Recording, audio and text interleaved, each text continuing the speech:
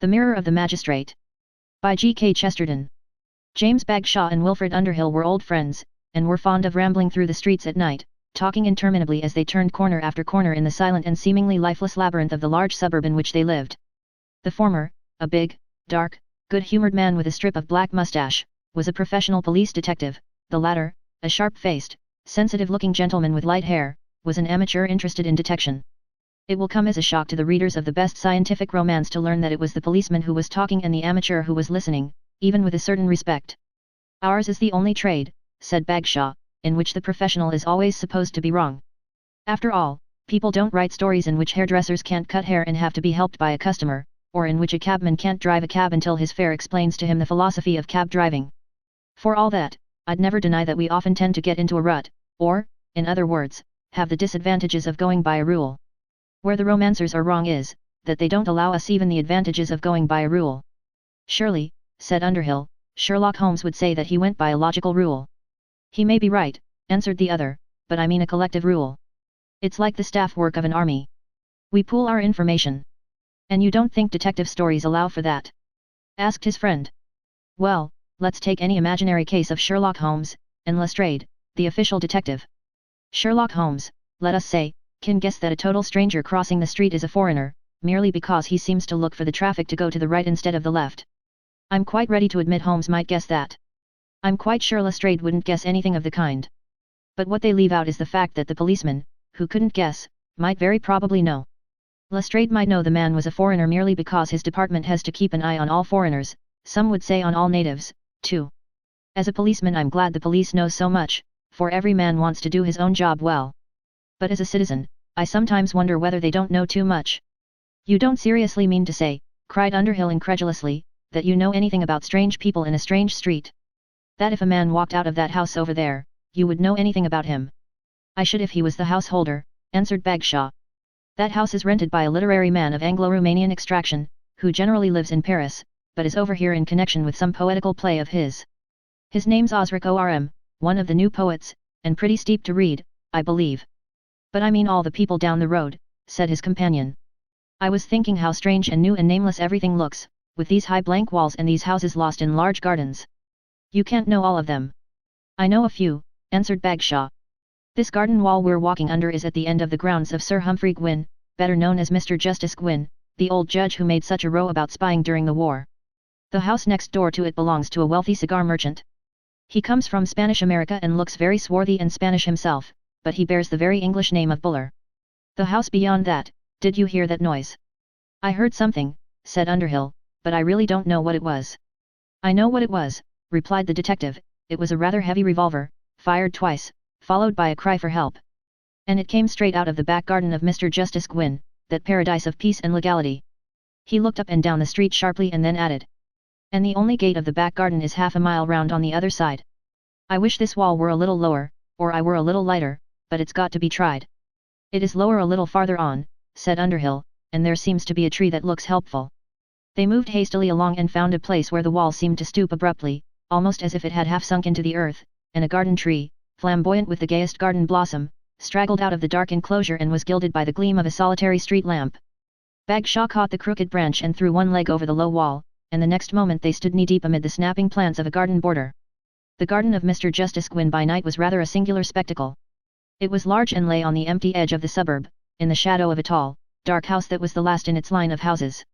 The house was literally dark, being shuttered and unlighted, at least on the side overlooking the garden. But the garden itself, which lay in its shadow, and should have been a tract of absolute darkness, showed a random glitter, like that of fading fireworks, as if a giant rocket had fallen in fire among the trees. As they advanced they were able to locate it as the light of several colored lamps, entangled in the trees like the jewel fruits of Aladdin, and especially as the light from a small, round lake or pond, which gleamed, with pale colors as if a lamp were kindled under it. "Is he having a party?"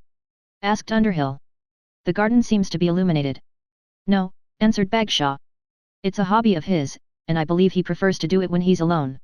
He likes playing with a little plant of electricity that he works from that bungalow or hut over there, where he does his work and keeps his papers. Buller, who knows him very well, says the colored lamps are rather more often a sign he's not to be disturbed." "Sort of red danger signals," suggested the other. "Good Lord! I'm afraid they are danger signals." And he began suddenly to run. A moment after Underhill saw what he had seen. The opalescent ring of light, like the halo of the moon, round the sloping sides of the pond, was broken by two black stripes or streaks which soon proved themselves to be the long, black legs of a figure fallen head downwards into the hollow, with the head in the pond. "Come on," cried the detective sharply, "that looks to me like..." His voice was lost, as he ran on across the wide lawn, faintly luminous in the artificial light, making a beeline across the big garden for the pool and the fallen figure. Underhill was trotting steadily in that straight track, when something happened that startled him for the moment. Bagshaw, who was travelling as steadily as a bullet towards the black figure by the luminous pool, suddenly turned at a sharp angle and began to run even more rapidly towards the shadow of the house. Underhill could not imagine what he meant by the altered direction. The next moment, when the detective had vanished into the shadow of the house, there came out of that obscurity the sound of a scuffle and a curse, and Bagshaw returned lugging with him a little struggling man with red hair. The captive had evidently been escaping under the shelter of the building, when the quicker ears of the detective had heard him rustling like a bird among the bushes. "Underhill," said the detective, "I wish you'd run on and see what's up by the pool." "And now, who are you?" he asked, coming to a halt. "What's your name?" "Michael Flood," said the stranger in a snappy fashion. He was an unnaturally lean little man, with a hooked nose too large for his face, which was colourless, like parchment, in contrast with the ginger colour of his hair. "I've got nothing to do with this. I found him lying dead and I was scared, but I only came to interview him for a paper." "When you interview celebrities for the press," said Bagshaw, "do you generally climb over the garden wall?" And he pointed grimly to a trail of footprints coming and going along the path towards the flower bed. The man calling himself Flood wore an expression equally grim. "An interviewer might very well get over the wall," he said, "for I couldn't make anybody hear at the front door." The servant had gone out. "How do you know he'd gone out?" asked the detective suspiciously. "Because," said Flood, with an almost unnatural calm, "I'm not the only person who gets over garden walls. It seems just possible that you did it yourself. But, anyhow, the servant did, for I've just this moment seen him drop over the wall, away on the other side of the garden, just by the garden door." "Then why didn't he use the garden door?" demanded the cross-examiner. "How should I know?" retorted Flood. "Because it was shut, I suppose. But you'd better ask him, not me, he's coming towards the house at this minute." There was, indeed, another shadowy figure beginning to be visible through the fire-shot gloaming, a squat, square-headed figure, wearing a red waistcoat as the most conspicuous part of a rather shabby livery. He appeared to be making with unobtrusive haste towards a side door in the house, until Bagshaw hallooed to him to halt. He drew nearer to them very reluctantly, revealing a heavy, yellow face, with a touch of something Asiatic which was consonant with his flat, blue-black hair. Bagshaw turned abruptly to the man called Flood. "Is there anybody in this place," he said, "who can testify to your identity?" "Not many, even in this country," growled Flood. "I've only just come from Ireland, the only man I know round here is the priest at St. Dominic's Church, Father Brown." "Neither of you must leave this place," said Bagshaw, and then added to the servant, "but you can go into the house and ring up St. Dominic's Presbytery and ask Father Brown if he would mind coming round here at once. No tricks, mind." While the energetic detective was securing the potential fugitives, his companion, at his direction, had hastened on to the actual scene of the tragedy. It was a strange enough scene, and, indeed, if the tragedy had not been tragic it would have been highly fantastic. The dead man, for the briefest examination proved him to be dead, lay with his head in the pond, where the glow of the artificial illumination encircled the head with something of the appearance of an unholy halo. The face was gaunt and rather sinister, the brow bald, and the scanty curls dark grey, like iron rings, and, despite the damage done by the bullet wound in the temple, Underhill had no difficulty in recognizing the features he had seen in the many portraits of Sir Humphrey Gwyn. The dead man was in evening dress, and his long, black legs, so thin as to be almost spidery, were sprawling at different angles up the steep bank from which he had fallen. As by some weird whim of diabolical arabesque, blood was eddying out, very slowly, into the luminous water in snaky rings, like the transparent crimson of sunset clouds. Underhill did not know how long he stood staring down at this macabre figure, when he looked up and saw a group of 4 figures standing above him on the bank. He was prepared for Bagshaw and his Irish captive, and he had no difficulty in guessing the status of the servant in the red waistcoat. But the 4th figure had a sort of grotesque solemnity that seemed strangely congruous to that incongruity. It was a stumpy figure with a round face and a hat like a black halo. He realized that it was, in fact, a priest, but there was something about it that reminded him of some quaint old black woodcut at the end of a dance of death. Then he heard Bagshaw saying to the priest, "I'm glad you can identify this man, but you must realize that he's to some extent under suspicion. Of course, he may be innocent, but he did enter the garden in an irregular fashion." "Well, I think he's innocent myself," said the little priest in a colorless voice. "But, of course, I may be wrong." Why do you think he is innocent? Because he entered the garden in an irregular fashion, answered the cleric. You see, I entered it in a regular fashion myself. But I seem to be almost the only person who did. All the best people seem to get over garden walls nowadays. What do you mean by a regular fashion? Asked the detective. Well, said Father Brown, looking at him with limpid gravity, I came in by the front door. I often come into houses that way. Excuse me, said Bagshaw, but does it matter very much how you came in, unless you propose to confess to the murder? Yes, I think it does, said the priest mildly. The truth is, that when I came in at the front door I saw something I don't think any of the rest of you have seen. It seems to me it might have something to do with it. What did you see? I saw a sort of general smash-up, said Father Brown in his mild voice. A big looking glass broken, and a small palm tree knocked over, and the pot smashed all over the floor. Somehow, it looked to me as if something had happened. You are right, said Bagshaw after a pause. If you saw that, it certainly looks as if it had something to do with it. And if it had anything to do with it, said the priest very gently, it looks as if there was one person who had nothing to do with it, and that is Mr. Michael Flood, who entered the garden over the wall in an irregular fashion, and then tried to leave it in the same irregular fashion. It is his irregularity that makes me believe in his innocence. Let us go into the house, said Bagshaw abruptly. As they passed in at the side door, the servant leading the way, Bagshaw fell back a pace or two and spoke to his friend. Something odd about that servant, he said. Says his name is Green, though he doesn't look it, but there seems no doubt he's really Gwyn's servant, apparently the only regular servant he had. But the queer thing is, that he flatly denied that his master was in the garden at all, dead or alive. Said the old judge had gone out to a grand legal dinner and couldn't be home for hours, and gave that as his excuse for slipping out. Did he, asked Underhill, give any excuse for his curious way of slipping in? No, none that I can make sense of, answered the detective. I can't make him out. He seems to be scared of something. Entering by the side door, they found themselves at the inner end of the entrance hall, which ran along the side of the house and ended with the front door, surmounted by a dreary fanlight of the old-fashioned pattern.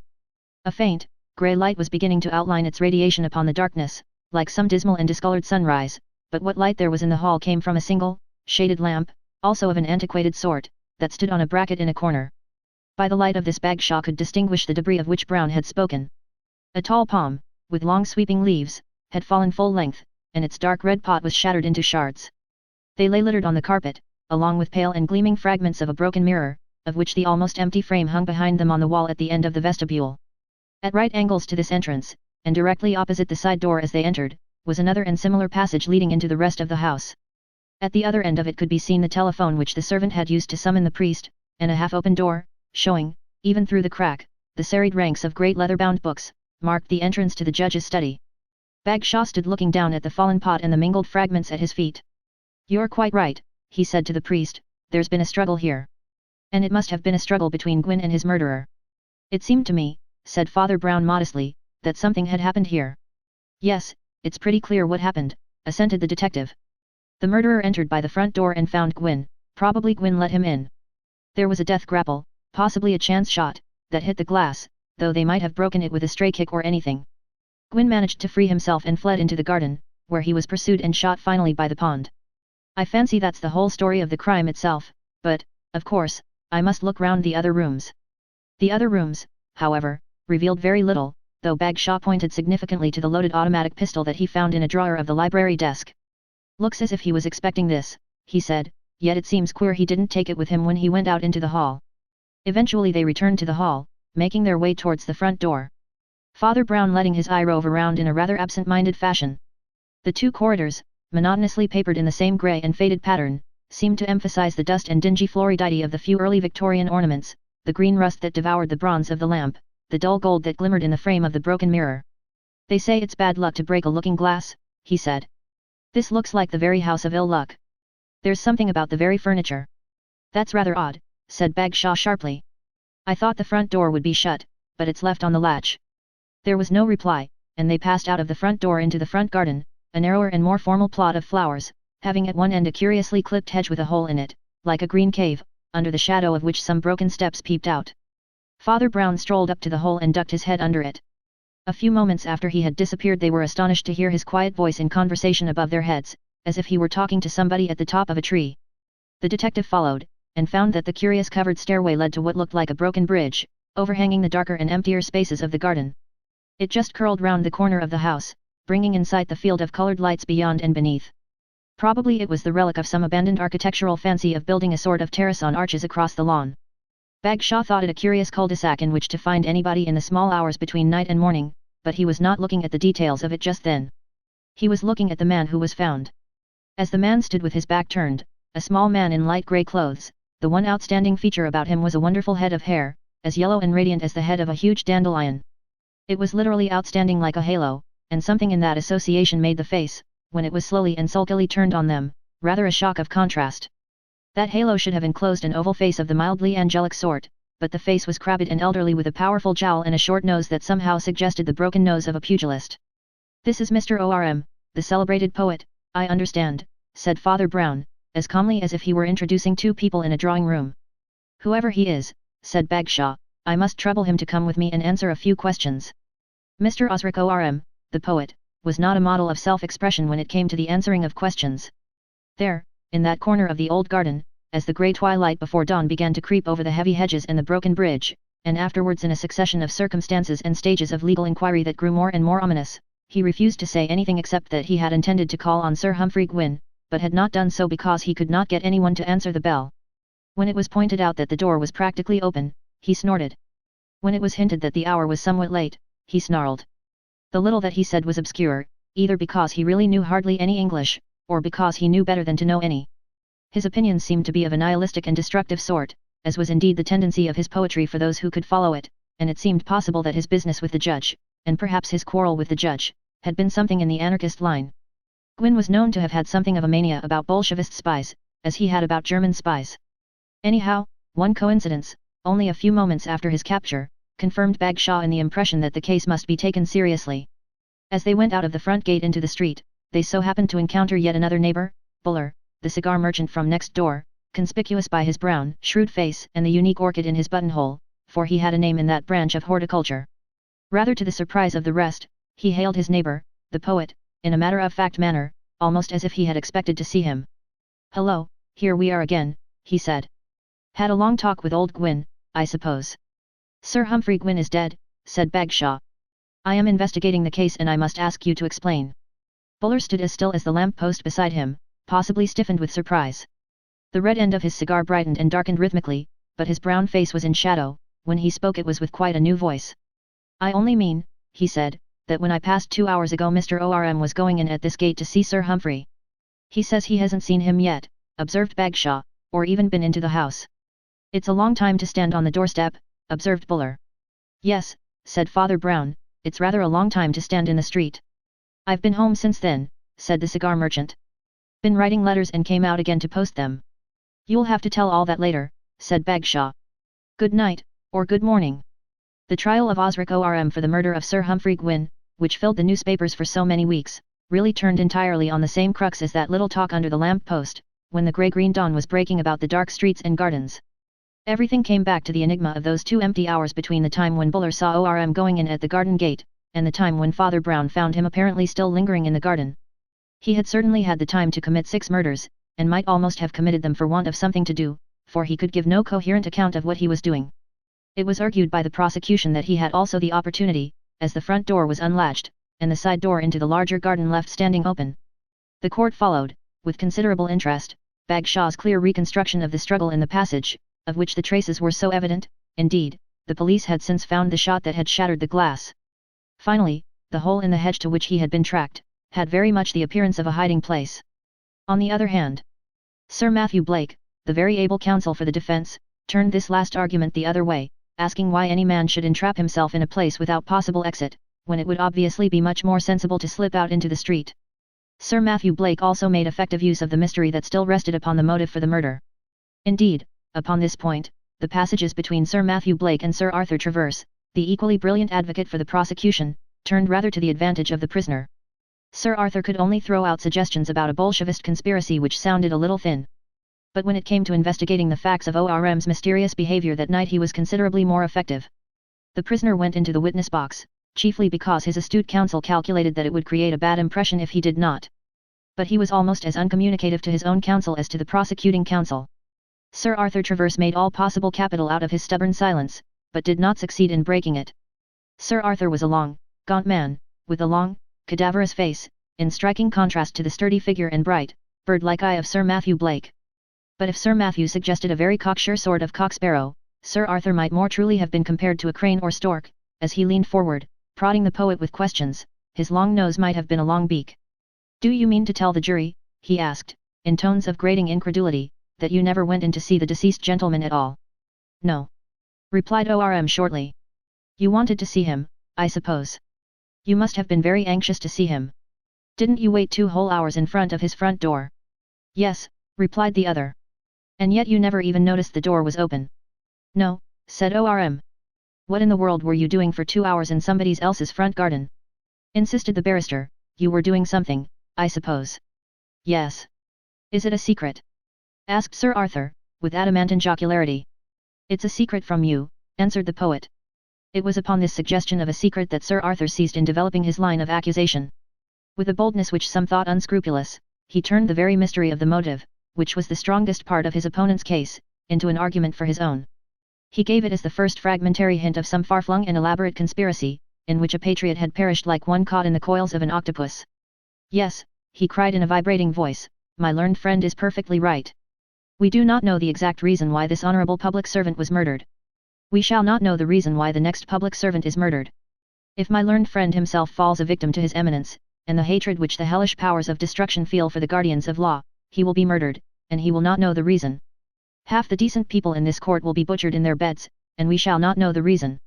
And we shall never know the reason and never arrest the massacre, until it has depopulated our country, so long as the defense is permitted to stop all proceedings with this stale tag about motive, when every other fact in the case, every glaring incongruity, every gaping silence, tells us that we stand in the presence of Cain." "I never knew Sir Arthur so excited," said Bagshaw to his group of companions afterwards. "Some people are saying he went beyond the usual limit and that the prosecutor in a murder case oughtn't to be so vindictive. But I must say there was something downright creepy about that little goblin with the yellow hair, that seemed to play up to the impression. I was vaguely recalling, all the time, something that De Quincey says about Mr. Williams, that ghastly criminal who slaughtered 2 whole families almost in silence. I think he says that Williams had hair of a vivid unnatural yellow, and that he thought it had been dyed by a trick learned in India, where they dye horses green or blue. Then there was his queer, stony silence, like a troglodyte's. I'll never deny that it all worked me up until I felt there was a sort of monster in the dock. If that was only Sir Arthur's eloquence, then he certainly took a heavy responsibility in putting so much passion into it. He was a friend of poor Gwyn's, as a matter of fact," said Underhill, more gently, "a man I know saw them hobnobbing together after a great legal dinner lately. I dare say that's why he feels so strongly in this case.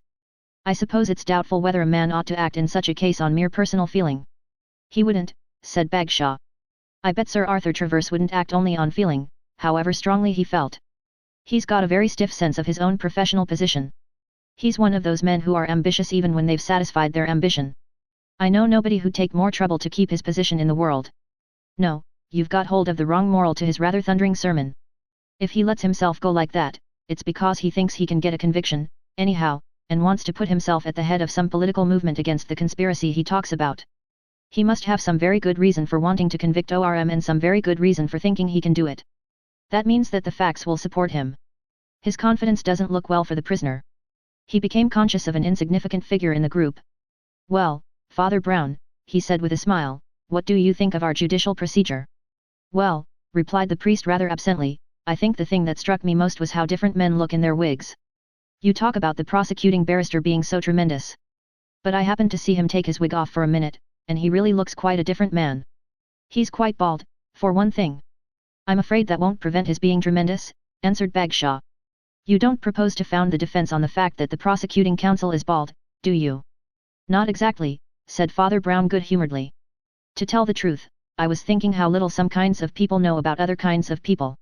Suppose I went among some remote people who had never even heard of England. Suppose I told them that there is a man in my country who won't ask a question of life and death, until he has put an erection made of horsehair on the top of his head, with little tails behind, and grey corkscrew curls at the side, like an early Victorian old woman. They would think he must be rather eccentric, but he isn't at all eccentric, he's only conventional. They would think so, because they don't know anything about English barristers, because they don't know what a barrister is. Well, that barrister doesn't know what a poet is. He doesn't understand that a poet's eccentricities wouldn't seem eccentric to other poets. He thinks it odd that ORM should walk about in a beautiful garden for 2 hours, with nothing to do. God bless my soul. A poet would think nothing of walking about in the same backyard for 10 hours if he had a poem to do. ORM's own counsel was quite as stupid. It never occurred to him to ask ORM the obvious question. What question do you mean? Asked the other. Why, what poem he was making up, of course, said Father Brown rather impatiently. What line he was stuck at, what epithet he was looking for, what climax he was trying to work up to. If there were any educated people in court, who know what literature is, they would have known well enough whether he had had anything genuine to do. You'd have asked a manufacturer about the conditions of his factory, but nobody seems to consider the conditions under which poetry is manufactured. It's done by doing nothing. That's all very well, replied the detective, but why did he hide? Why did he climb up that crooked little stairway and stop there? It led nowhere. Why, because it led nowhere, of course, cried Father Brown explosively. Anybody who clapped eyes on that blind alley ending in midair might have known an artist would want to go there, just as a child would. He stood blinking for a moment, and then said apologetically, I beg your pardon, but it seems odd that none of them understand these things. And then there was another thing. Don't you know that everything has, for an artist, one aspect or angle that is exactly right? A tree, a cow, and a cloud, in a certain relation only, mean something, as 3 letters, in one order only, mean a word. Well, the view of that illuminated garden from that unfinished bridge was the right view of it. It was as unique as the 4th dimension. It was a sort of fairy foreshortening. It was like looking down at heaven and seeing all the stars growing on trees and that luminous pond like a moon fallen flat on the fields in some happy nursery tale. He could have looked at it forever. If you told him the path led nowhere, he would tell you it had led him to the country at the end of the world. But do you expect him to tell you that in the witness box? What would you say to him if he did? You talk about a man having a jury of his peers. Why don't you have a jury of poets? You talk as if you were a poet yourself, said Bagshaw. Thank your stars I'm not, said Father Brown. Thank your lucky stars a priest has to be more charitable than a poet. Lord have mercy on us, if you knew what a crushing, what a cruel contempt he feels for the lot of you, you'd feel as if you were under Niagara. You may know more about the artistic temperament than I do, said Bagshaw after a pause, but, after all, the answer is simple. You can only show that he might have done what he did, without committing the crime. But it's equally true that he might have committed the crime. And who else could have committed it? Have you thought about the servant, Green? Asked Father Brown, reflectively. He told a rather queer story. Ah, cried Bagshaw quickly, you think Green did it, after all. I'm quite sure he didn't, replied the other. I only asked if you'd thought about his queer story. He only went out for some trifle, a drink or an assignation or what not. But he went out by the garden door and came back over the garden wall. In other words, he left the door open, but he came back to find it shut. Why? Because somebody else had already passed out that way. The murderer, muttered the detective doubtfully. Do you know who he was? I know what he looked like, answered Father Brown quietly. That's the only thing I do know. I can almost see him as he came in at the front door, in the gleam of the hall lamp, his figure, his clothes, even his face. What's all this? He looked like Sir Humphrey Gwynne, said the priest. What the devil do you mean? Demanded Bagshaw. Gwynne was lying dead with his head in the pond. Oh, yes, said Father Brown.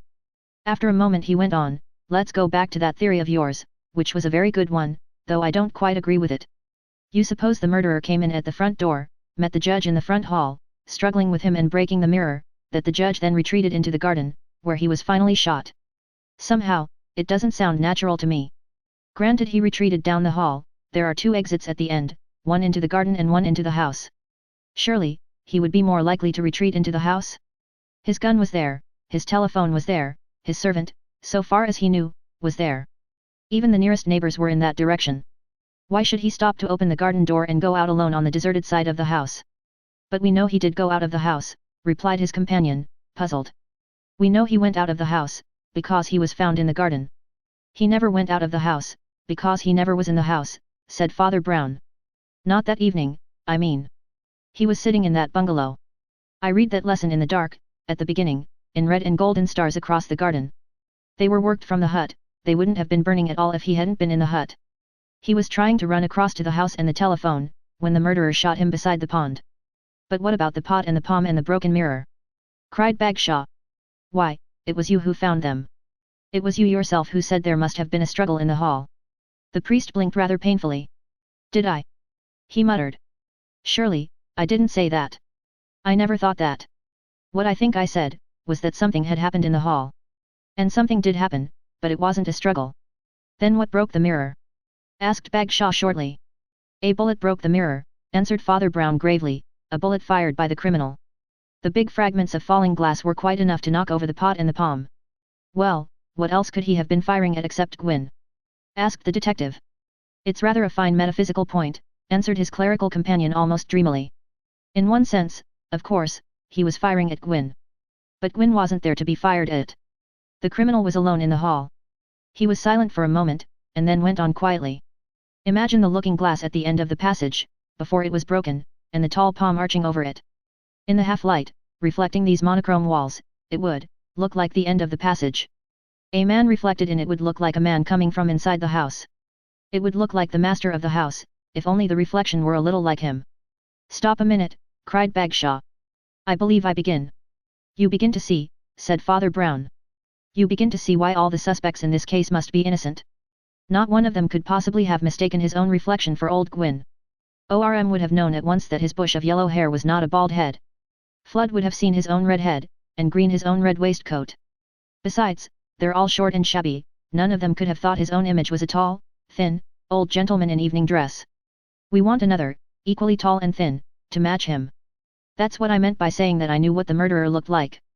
And what do you argue from that? Asked Bagshaw, looking at him steadily. The priest uttered a sort of sharp, crisp laugh, oddly different from his ordinary mild manner of speech. I am going to argue, he said, the very thing that you said was so ludicrous and impossible. What do you mean? I'm going to base the defense, said Father Brown, on the fact that the prosecuting counsel has a bald head. Oh, my God! Said the detective quietly, and got to his feet, staring. Father Brown had resumed his monologue in an unruffled manner. You've been following the movements of a good many people in this business. You policemen were prodigiously interested in the movements of the poet, and the servant, and the Irishman. The man whose movements seem to have been rather forgotten is the dead man himself.